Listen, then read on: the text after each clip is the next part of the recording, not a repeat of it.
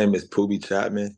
I'm a high school basketball coach, community. I don't want to say leader, but just a member of the community. I'm from Raleigh, North Carolina, born and raised. Mental health as a whole is super, super important. I'm big on mental anyway. The mental is the strongest thing in the world. I kind of got a whole bunch of weird theories about the mind and the mental. But I think just itself, I think the mind and the mental is something that once it's once it's worked well with, and once you kind of conquer it, and once you kind of are one with just your mind and the mental aspect of it, I think everything else kind of becomes easier. If that makes sense. And so you talked about, being an advocate of the community. How do you kind of see mental health presenting itself in men in your community? Mm, that's a really, really, really good question. I used to do something called Two Cent Tuesdays, um, and pretty much it was a mental health event that each second Tuesday of the month, members of our community, black men and women, got together and we talked about just kind of like a venting session of what was bothering us. If it was a current event that was taking place, kind of talked about that. And I think just in our community, still it's still kind of the elephant in the room. I think still is something that if it's talked about, if it isn't talked about in the right circle, it's still deemed as being weak.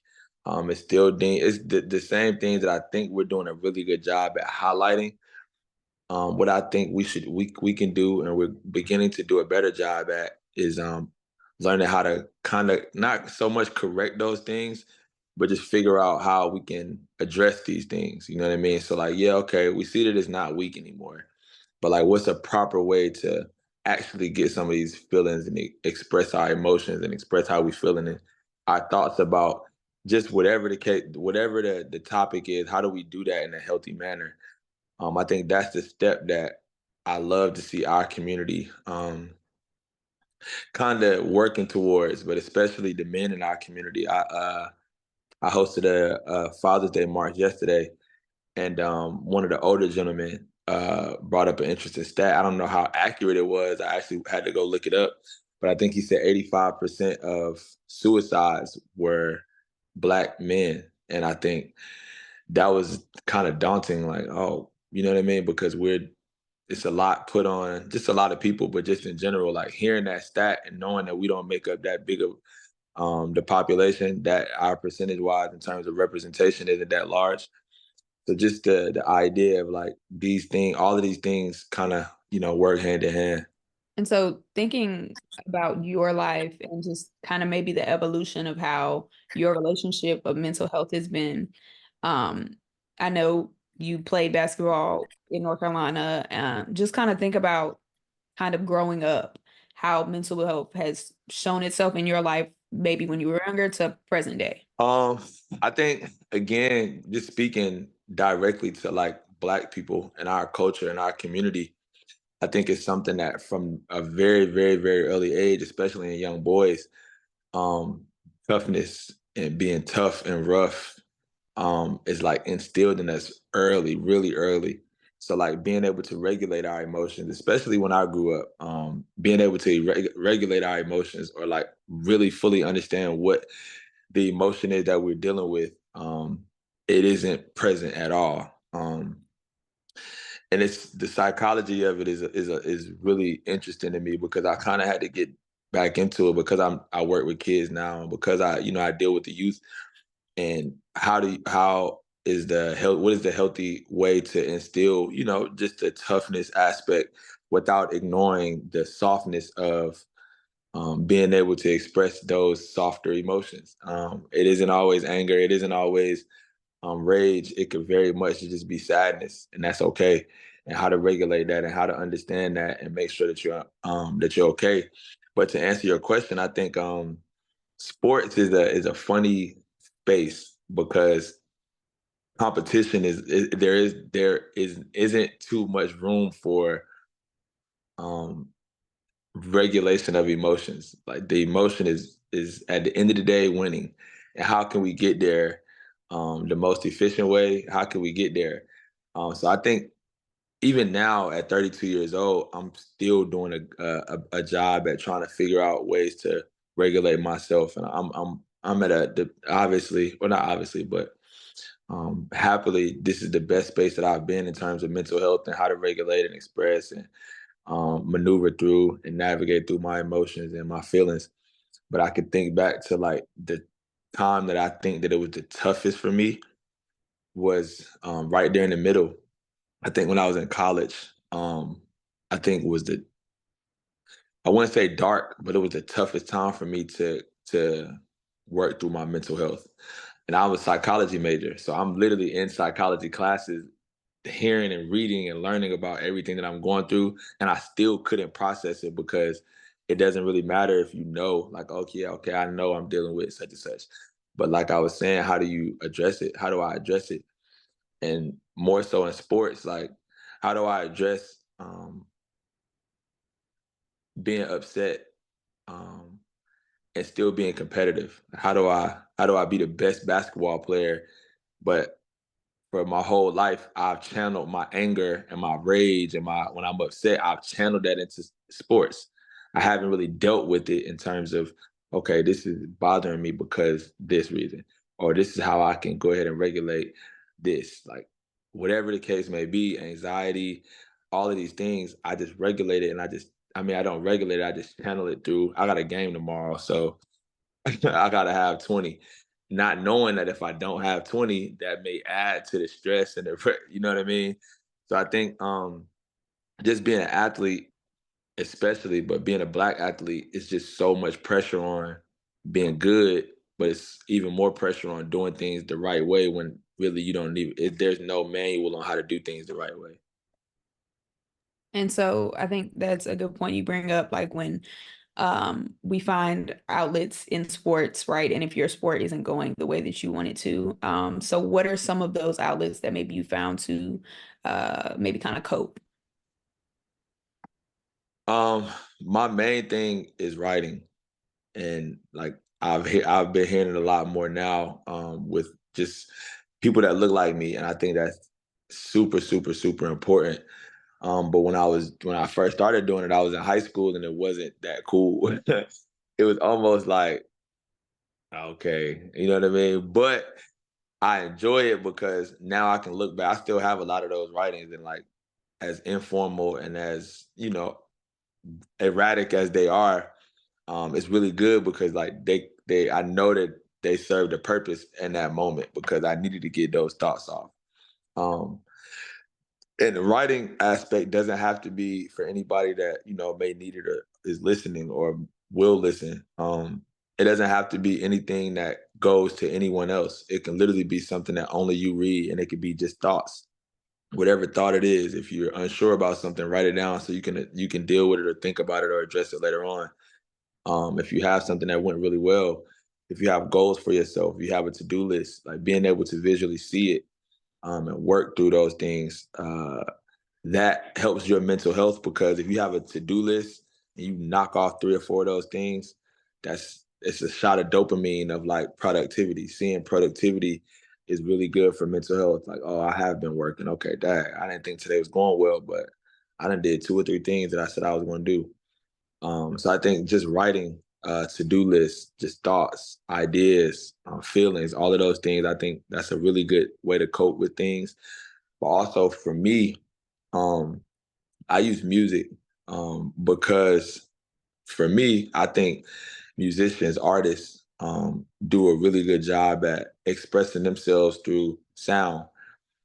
So the sound that you can relate to, the words, the lyrics, whatever it is that you feel like you can relate to, I think it's easier to understand that you have a community. You aren't the only person in the world that's feeling like you failing right now, or you're succeeding right now, or it's a lot of pressure on you. So it kind of allows you to take that burden and take it off of you for a minute and understand, like, okay, I'm not the only one going through this. Okay, or it may just make you feel better. Hearing whatever music you like may make you feel better. So that's something that I absolutely go to. I don't make music at all. I'm not that talented, but I enjoy people that can do that. Absolutely.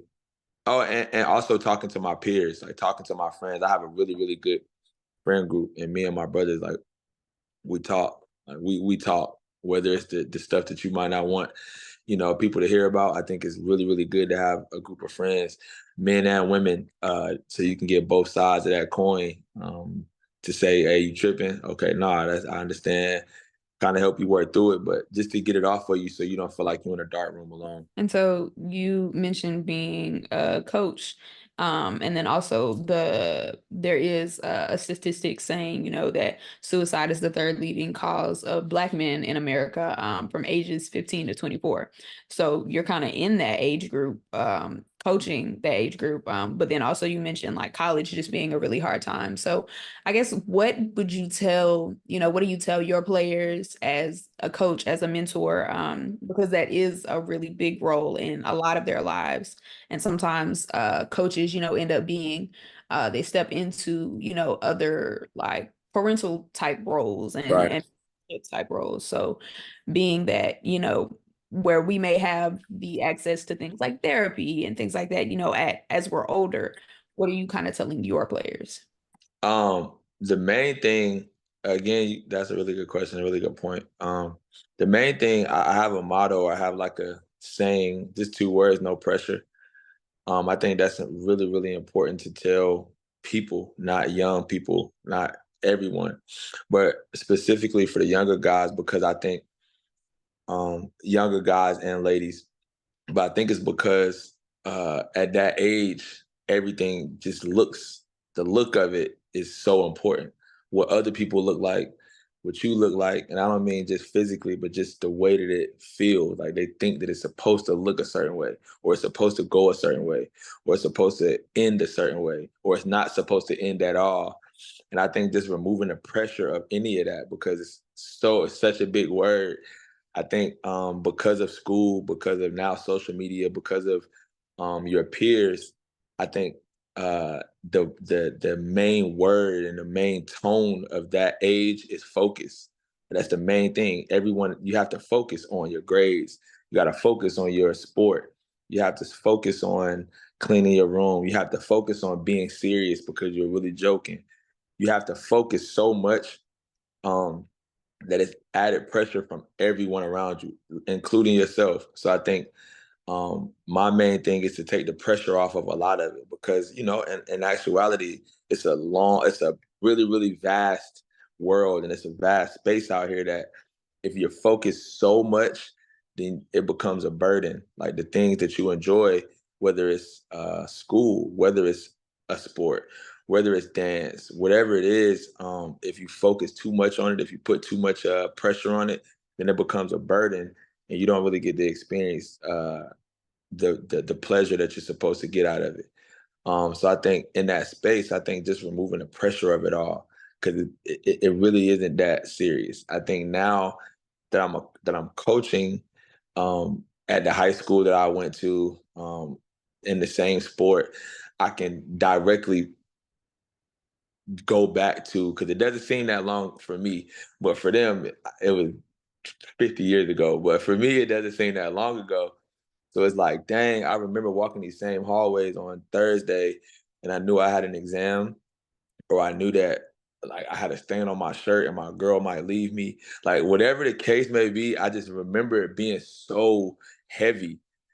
And now it's like I don't even remember any of that. I don't remember the teacher's name. I don't remember that. It's just like um trying to deliver that message as genuine and authentic as possible with just still still having the importance on it. So removing the pressure, but still having, the importance of like studying and don't just be out here doing whatever. But at the same time, if it is a situation where it doesn't go as planned, it's okay. Just like, what are your thoughts on success and how does success play a role in mental health? You touching it off for real, I ain't gonna lie. I like that's a question that I asked. I haven't really asked my younger guys just yet, but I have that conversation with my peers of like what is success to them. And like once you get that answer, once you say that answer aloud, I think you kind of start thinking like naturally. because no one actually says that. Well, not a lot of people say that all the time. Like, what is success to you? What does success look like? What does it feel like? And then once you kind of understand that everybody has their own definition, everybody has their own way to get to it. I think to you, you got to understand yourself what is success. Like, what do you think success is? And to me, what I say success is the attempt. And as a basketball player, as a person that for my whole life, success is a win. Success is making it. Success is completing that. It took a minute for me to start to understand that, like, what success looked like, what it looks like to me, what it feels like to me is completely different than what I've been kind of chasing my whole life. And it was a really, really a refreshing moment because I'm like, Dad, even if this thing doesn't work, even if this thing doesn't go how people wanted to go, or maybe it's supposed to go, it's like important that, like, I feel successful. Like, I attempted this thing, I tried to do this thing, and it went exactly how it was supposed to go. I feel like it was a success. I feel like today was a really good day. I feel like this game, I was successful. I think this business venture, I was successful. I think this idea was a success. I think you as a person, whoever you are, has to vividly identify what success is to you. That way, you aren't trying to live up to somebody else's definition of success. The crazy thing is, it's tough for me to say, but I think it's tough for me to say because of exactly what we're talking about, which is kind of crazy. I think what I want as far as mental health, men's mental health and black men's mental health is, like, we need support. Um, it's tough for us to ask for support just for a number of reasons, whether it's how we feel like we're going to be viewed, whether we feel inferior, whether we feel like that relinquishes our role of provider or the masculine part of us. I think a lot of pressure and a lot of burden is put on us to provide and to fulfill this role. And I think we feel like we're failing if we're asking for help. So I think just as people, women, daughters, sons, cousins, uncles, provide support, provide help, and try to understand just exactly what's going on. And I think the thing that you can do is just be supportive. You know what I'm saying? Ask, provide, help. But I think, like, this month is kind of touchy for a lot of us because it's like we feel that no one cares. Like, nobody care about how a black man is feeling, like, simply. So I think if I could say anything, it would be, so we're I think we as men and as black men specifically, we're trying to tackle this thing of, like, mental health. And I think, along the way we could use some support.